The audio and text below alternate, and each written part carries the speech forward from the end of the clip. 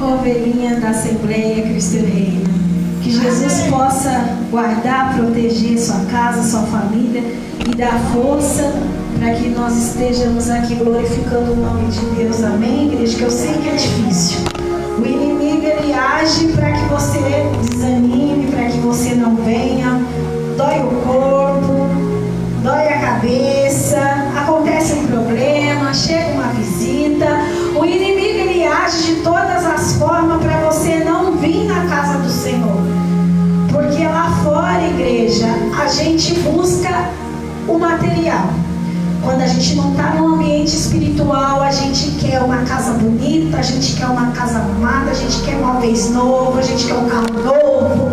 Para pensar, quando você não está na igreja, a gente fica material. Mas quando a gente está na igreja, a gente se torna espiritual.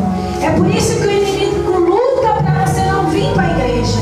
Porque aqui na igreja você esquece casa, esquece carro, esquece sonhos materiais e você começa a desejar ser santo. Você começa a desejar estar com Deus. Você começa a desejar um dia morar com Deus.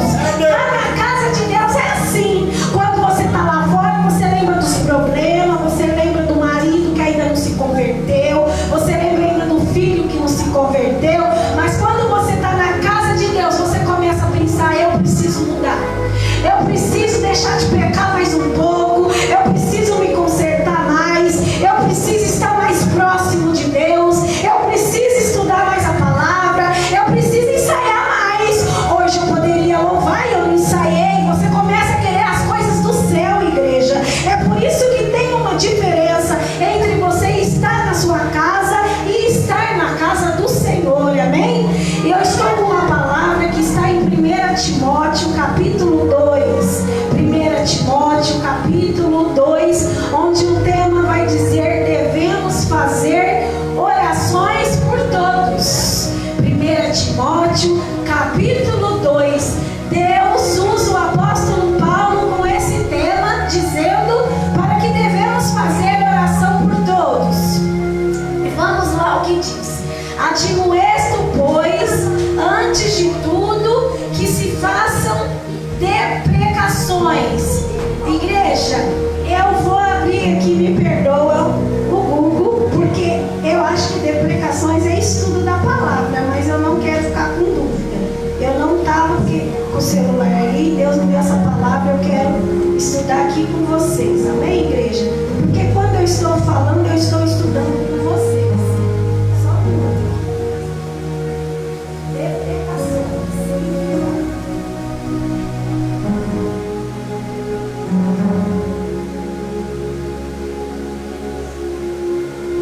Deprecação, pedido para obtenção de graça. Então não é estudo.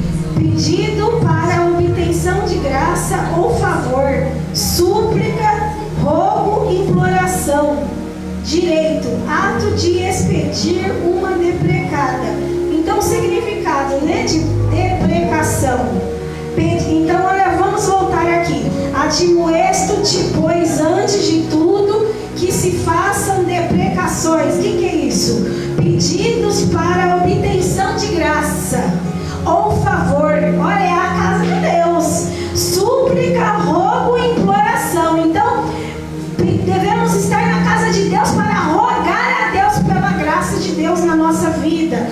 Fazer orações, intercessões e ações de graça por todos os homens, pelos reis e por todos os que estão em eminência, para que tenhamos uma vida quieta e sossegada, em toda a piedade e honestidade, porque isso é bom e agradável diante de Deus, nosso Salvador, que quer que todos os homens se salvem e venham ao conhecimento da verdade. Versículo 5: porque há um só Deus. Repita comigo, igreja: porque há um só Deus. Porque há um só Deus.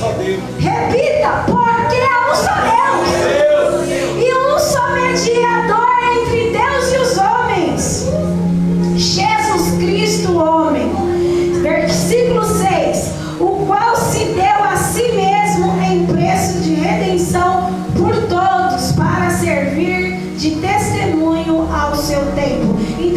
o apóstolo Paulo, igreja, está pedindo para que todos nós venhamos fazer súplicas, orações de graça, suplicar para todas as pessoas, para os reis, para os prefeitos, para os governadores, para os vereadores, para as autoridades dessa terra, para que, como nós aprendemos a verdade, eles também venham a aprender a verdade. Que verdade é essa, igreja?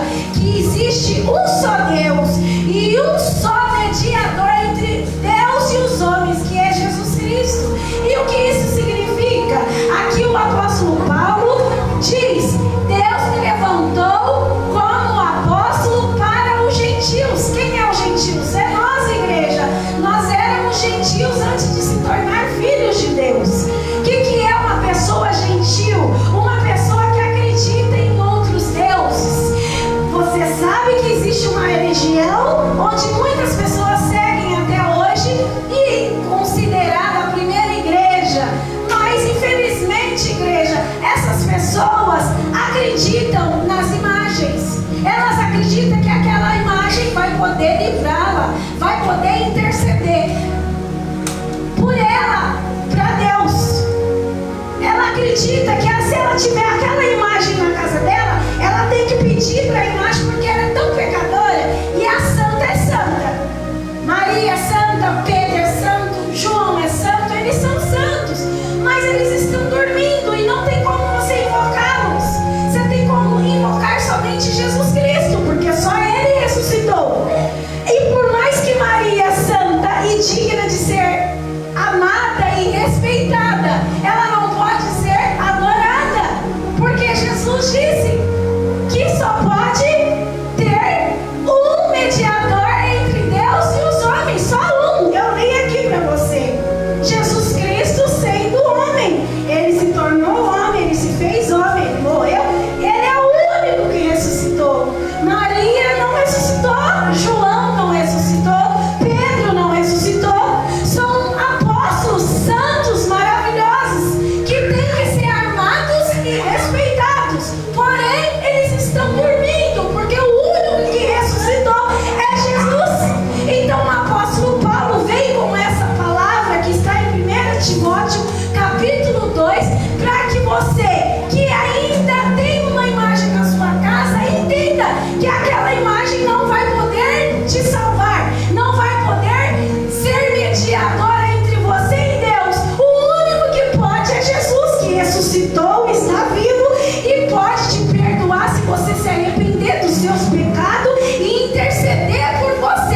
É isso que eu li aqui. Eu vou repetir. 1 Timóteo capítulo 2, versículo 5. Porque há um só Deus e um só mediador entre Deus e os homens. Aí você vai me dizer: eu sei, pastora, eu tenho uma imagem na minha casa. Quem é Deus, mas ela intercede por mim, ela roga por mim, ele roga por mim, o santo vai rogar por mim, porque eu não sou digno. Porque realmente a palavra de Deus diz que Deus não ouve pecadores.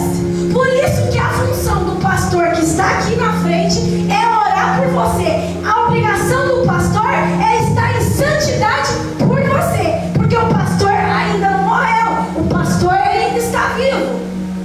Aí você vai dizer: mas não é só Jesus que intercede por mim? Sim, ele intercede por você, mas tem um sacerdote onde Deus levanta para rogar por você. Por isso que aqui a palavra diz: vamos rogar, suplicar a Deus por todos, pelos vereadores, pelos prefeitos, pelas pessoas. Vamos se unir, nós que estamos em santidade, para que Deus ouça, porque a palavra de Deus diz que Deus não ouve pecadores. E a pessoa, ela tem que ser santa, mas ela tem que estar viva para clamar a Deus por você. Maria já se foi, Pedro já se foi, Antônio já se foi, os santos apóstolos já se foi. Esses que a igreja tradicional levantou como santos realmente foram santos. Deus ouviu a oração deles e eles realmente fez milagres.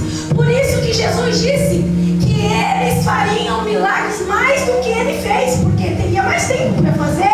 Jesus só fez a obra por 3 anos e os apóstolos fizeram a obra por muitos anos. Nós temos vida para fazer a obra por muitos anos.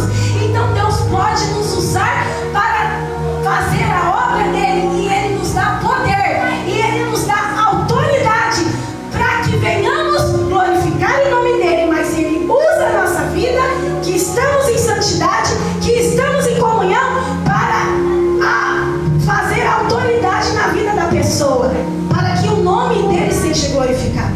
Mas se a pessoa está em santidade, Deus usou ela para acontecer um milagre, ela está viva, é um santo homem de Deus, é uma santa mulher de Deus, mas enquanto ela está viva, você pode pedir uma oração para ela.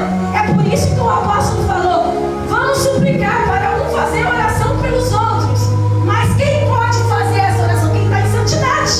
Deus não ouve pecadores, Deus não vai ouvir, Deus vai ouvir você. Se você estiver santo, não precisa nem do teu pastor orar por você, você ora e Deus te ouve. Mas se você está em pecado, você está em trevas, você precisa de um pastor em santidade para rogar a Deus por você, para que Deus venha ter misericórdia de você e que você venha largar o pecado, para que você possa também ser ouvido por Deus. As pessoas não entendem que a igreja é lugar de pessoas que estão nas trevas, pessoas que estão doentes, pessoas que estão em pecado. As pessoas muitas das vezes querem apontar: esse daí não pode louvar, esse aí não pode pregar, esse aí não pode fazer a obra de Deus. Não, aqui é um lugar de tratamento. Quando a pessoa está aqui louvando, quando ela está em pecado, ela não sobe no altar, mas ela faz a obra aqui embaixo. Aqui ela está em comunhão com Deus, ela está em aproximação com Deus. Então ali ela vai deixando, querendo um pecado, ela vai começando a querer deixar o pecado. Quanto mais ela vem aqui louvar, quanto mais ela vem aqui dar salvação da palavra, ela vai ser cobrada pelo Espírito Santo. Você está em pecado, você está em trevas, vai largando isso, porque você tem que ser um vaso usado nas minhas mãos. E a pessoa não entende o que o apóstolo Paulo estava querendo dizer, que a pessoa precisa entender que tem um Deus que pode interceder por ela, que é Jesus Cristo. Mas ela usa quem? Pessoas. Deus usa quem? Pessoas que estão aqui dentro da igreja, que estão em santidade, para rogar por você, porque Deus não ouve pecadores. E não é mentira, porque tem aquela palavra que Deus cura o cego, e os fariseus vão entrevistar a mãe e o pai e pergunta: é verdade que ele era cego desde nascença? A mãe fala para o fariseu: ele já tem idade, pergunta para ele mesmo vai te responder. Porque a mãe do moço cego, que agora já não era mais cego, tinha medo de ser expulso do templo, porque quem ficava do lado de Jesus era expulso.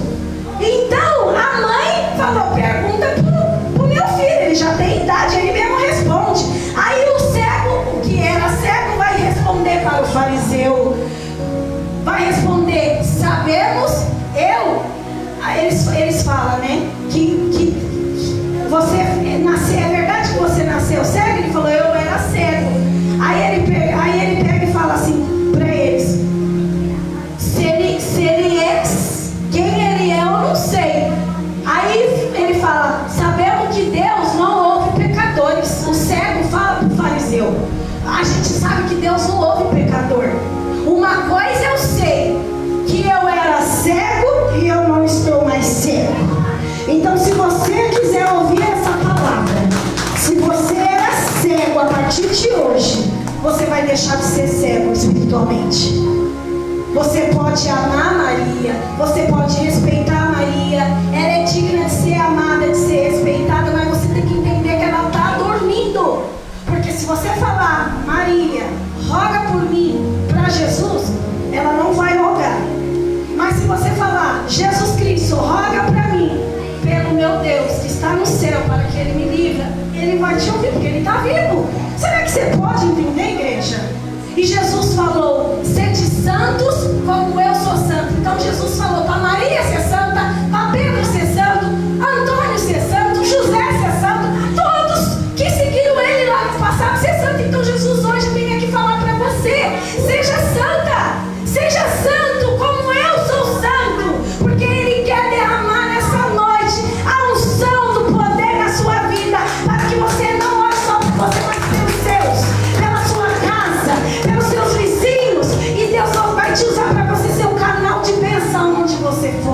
Amém, igreja? É isso que o apóstolo